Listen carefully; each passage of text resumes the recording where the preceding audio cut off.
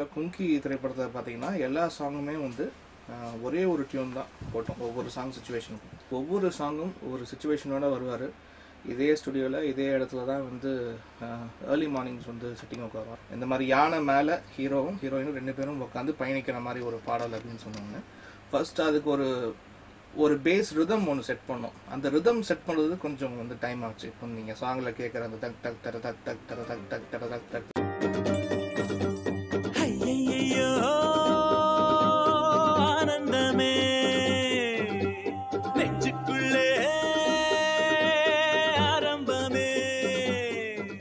எங்கெங்கெல்லாம் வந்து எலிஃபெண்ட் வந்து காட்டுறாங்களோ ஸோ அதுக்கு வந்து சிம்பாலிக்காக ஒரு சவுண்டு வந்து கிரியேட் பண்ணோம் அப்படின்னு வந்து நாங்கள் எல்லாருமே உட்காந்து அதுக்கு பிளான் பண்ணும்போது அதுக்கு ஜஸ்ட் ஒரு ஹார்ன், ஜஸ்ட் ஒரு பைப்பர் மாதிரி வச்சு ஒரு லாங் ப்ளோ ஒரு ஹார்ன் மாதிரி அதை வந்து கிரியேட் பண்ணி அது பண்ணலாம் அப்படின்னு நினைக்கும் போது அப்படி ஒரு விஷயம், ஒரு சவுண்டு தான் அந்த சாங்கோட பிகினிங்லேயே வந்து வரும்.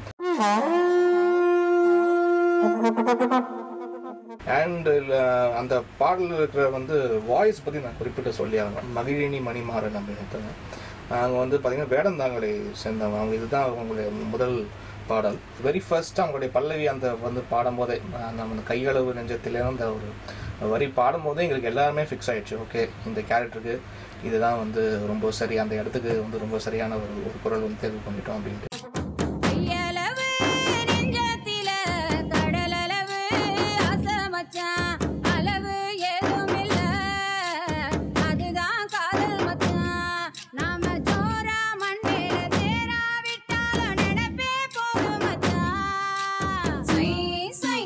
ஸோ இந்த எப்போ புள்ள சொல்ல போகிற இந்த சாங்க்கு வந்து நாங்கள் ஃபஸ்ட்டு டியூன்லாம் வந்து பண்ணிவிட்டு அண்ட்